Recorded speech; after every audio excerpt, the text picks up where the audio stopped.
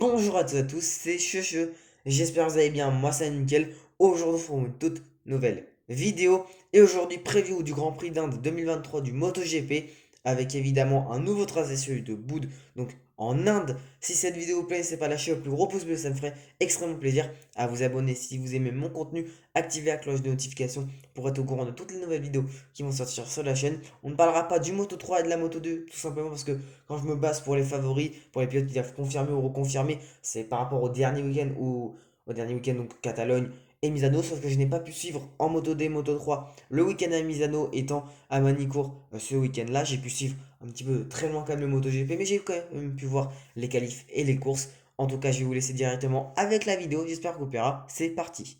Voici mes trois favoris pour le Grand Prix d'Inde MotoGP et on va commencer par le double vainqueur du Grand Prix de Misano qui n'est autre que Jorge Martin, deuxième du championnat avec 247 points derrière Francesco Bagnaia. C'est vrai que Jorge Martin a fait de très belles courses à Misano. Après Francesco Bagnaia était un peu diminué avec sa jambe, c'est vrai que se faire rouler dessus ça doit pas être très agréable. C'est vrai que moi j'ai eu très peur que s'est fait rouler dessus. Et donc Jorge Martin peut aller chercher le titre en fin de saison. C'est vrai qu'il grappille de plus en plus de points donc à Francesco Bagnaia parce qu'il a pas fait la course principale. Du coup, Bagnaia, il n'a pas pu rouler pour la course principale en Catalogne. Donc, Jorge Martin a repris des points avec sa troisième place. Puis, à Misano, Jorge Martin s'est imposé donc à deux reprises. À voir si le pilote espagnol va pouvoir s'imposer donc une nouvelle fois à Boud avec la course sprint et la course principale. Mais ça promet une fin de saison très intéressante. Et évidemment, un autre pilote qui est très proche au championnat du monde, même s'il est un peu plus loin de Francesco Bagnaia, c'est Marco Bezzecchi, troisième du championnat donc avec 218 points. Marco Bezzecchi, il a fait quand même un très beau week-end à Misano. C'est vrai qu'il n'était plus trop sur des bons week-ends, Marco Bezzecchi, depuis quelques courses. Puis il est quand même revenu. Pourquoi pas voir Bezzecchi s'imposer à bout. C'est vrai que c'est un nouveau tracé. Il y a une très longue ligne droite d'ailleurs. Donc Ducati pourrait être très avantagé avec évidemment un moteur exceptionnel. Même si KTM aussi a un bon moteur. Aprilia aussi. Donc on va voir, c'est vrai que c'est un nouveau tracé, donc on ne peut pas savoir exactement à quoi s'attendre. Donc pourquoi pas Marco Bezzecchi s'imposer pour ce Grand Prix d'Inde et aussi pourquoi pas un Maverick Viñales. Il est actuellement 8ème du championnat avec 128 points. Mais Maverick Viñales, c'est vrai qu'il nous fait des Grands Prix quand même très intéressants. Il était bien placé à Misano, il fait un double podium en Catalogne, il nous réalise aussi un podium en Grande-Bretagne, il nous fait des bons week-ends aussi. Il nous a fait un bon week-end en Autriche avec des bons essais, aussi des bonnes courses. Donc pourquoi pas voir Maverick Viñales. C'est vrai qu'il ne s'est jamais encore imposé avec la marque Aprilia. Je pense que voilà, il a envie de se réimposer. Je crois que sa dernière victoire, oui, c'était 2021. Et si je dis pas de bêtises, c'était le Grand Prix du Qatar, la manche d'ouverture de la saison 2021. Ça fait maintenant deux saisons qu'il n'a pas gagné. Trois même si on compte la saison 2021 en entière. Donc pourquoi pas voir Maverick Viñales s'imposer pour la première fois de sa carrière avec Aprilia.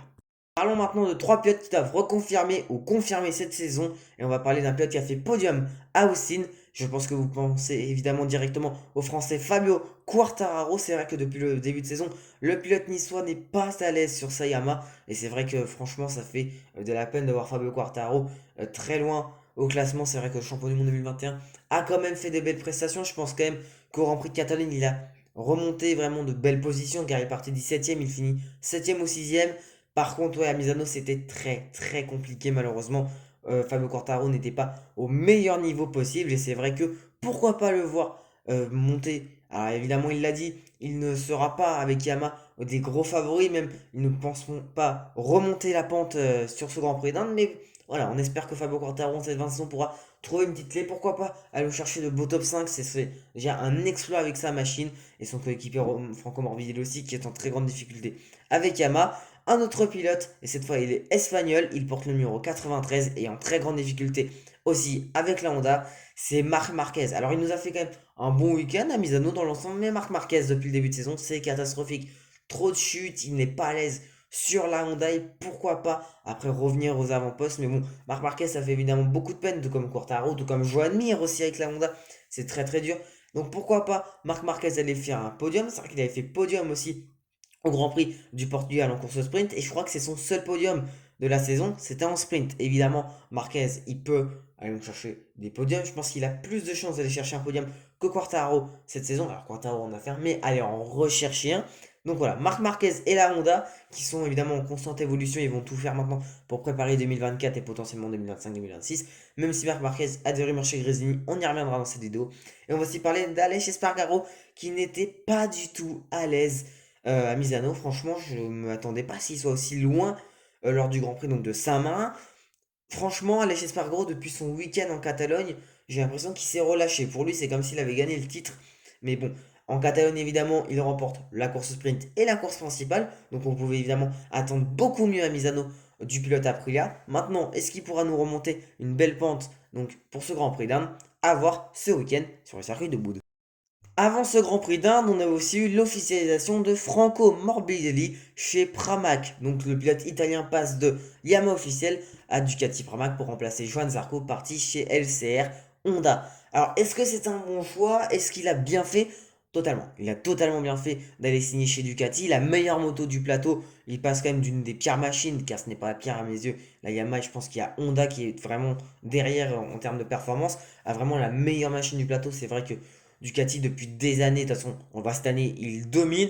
Est-ce que Franco Morbidelli pourra directement jouer des victoires et un titre? Je pense pas parce que voilà, il faudrait qu'il s'acclimate à la moto, même si on voit un Alex Marquez qui s'est très vite adapté à la Ducati. C'est vrai qu'Alex Marquez, il passait d'une Honda à la Ducati et il nous a fait une victoire en course au sprint en Angleterre. Mais là, Franco Morbidelli passe quand même de la Yamaha, il a été diminué il y a quelques saisons avec une blessure. Bref, là, ça va vraiment être un coup de poker aussi, que ce soit pour Morbidelli ou pour Ducati. Alors plus pour Ducati, parce que voilà, Morbidelli aller sur la meilleure machine, bon, ça va pas être un coup de poker pour lui, à moins vraiment que Ducati régresse d'un coup sec en 2024. Mais bon, c'est mon avis. Et pourquoi pas voir Franco Morbidelli à partir, je pense, de 2025, car pour l'instant, il n'y a qu'un contrat de 1 an. Mais je pense qu'ils vont le re-signer au moins pour 2025. Pourquoi pas le voir en 2025, tenter de gagner un titre, parce que Franco Morbidelli, il est quand même vice-champion du monde 2020 en MotoGP. Parlons aussi de la rumeur Marc Marquez chez Grezny, parce que je n'en ai pas parlé sur la chaîne. On va en parler évidemment sur cette preview. Et on va parler aussi de Johan Zarco qui, en cas de départ de Marc Marquez chez Grezny, aurait, c'est ce qu'il dit donc sur les épisodes de Team Zarco sur Canal+, le guidon HRC presque à 100%. Et j'ai vu aussi une rumeur comme quoi Randy Depugné, le commentateur et ancien pilote MotoGP qui roule encore d'ailleurs en moto, il a fait le boulder au Castellet avec Kawasaki, pourrait signer chez LCR.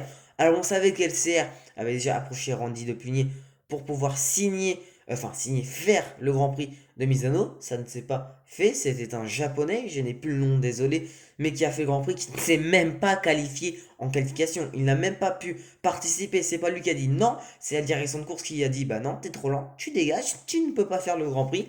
Voilà, donc LCR c'est très compliqué, Alex Rins s'est encore blessé. Et donc Marc Marquez chez Grezny, ça peut être une très bonne idée pour les deux camps. Marc Marquez, il cherche une moto compétitive pour gagner un titre. C'est un grand pilote et en plus, ça serait avec son frère. Donc voilà, l'entente serait, je pense, déjà faite. Et puis voilà, des frères, à moins qu'ils vraiment ils s'entendent pas du tout. Ça n'a pas l'air de pas s'entendre parce qu'ils ont l'air tout le temps contents. Leur père est dans tout, dans les deux box, donc ça veut dire que il n'y a aucun problème. Mais bon, est-ce que après Ducati pourrait prendre le risque de prendre Marc Marquez qui évidemment, alors certes fait d'excellentes performances avec la Honda. Je pense que si on pense à un pilote qui fait d'excellentes performances avec ce qu'il a, on pense directement à Marquez plutôt qu'à Quartararo. Mais ça, il faudra en reparler dans une prochaine vidéo. Mais Marc Marquez chez Grisi, pour moi, c'est une très bonne idée. Et pourquoi pas le voir s'il signe dès l'année prochaine, tenter un titre et pourquoi pas. Évidemment, ça pourrait permettre donc à Johan Zarco d'aller dans le team officiel. Et Randy de Puni chez le CR. Bon bah, pourquoi pas. Parlons donc du tracé de Boud qui fait donc son apparition en MotoGP ce week-end.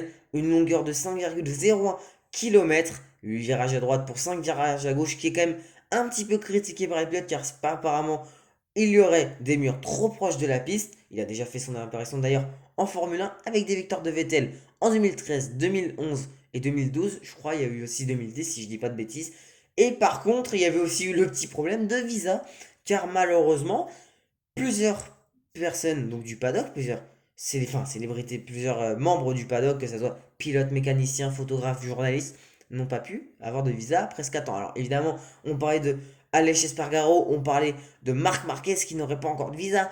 Bon, j'ai vu des vidéos du MotoGP, ils sont bien en Inde, mais bon, ça faisait quand même très peur en espérant que ça ne soit pas un fiasco ce Grand Prix d'Inde, mais pourquoi pas évidemment avoir un très beau week-end pour le Grand Prix d'Inde sur le circuit de Wood. C'est la fin de la vidéo, j'espère qu'elle vous aura plu. Si oui, n'hésitez pas à lâcher votre plus grosse pouce bleu, à vous abonner avec la cloche de notification. Passez un très bon week-end pour le Grand Prix d'Inde. Je vous retrouve évidemment la semaine prochaine pour le débrief du Grand Prix d'Inde. En tout cas, c'était Cheveux. Moi, je vous dis à bientôt et ciao dans une prochaine vidéo.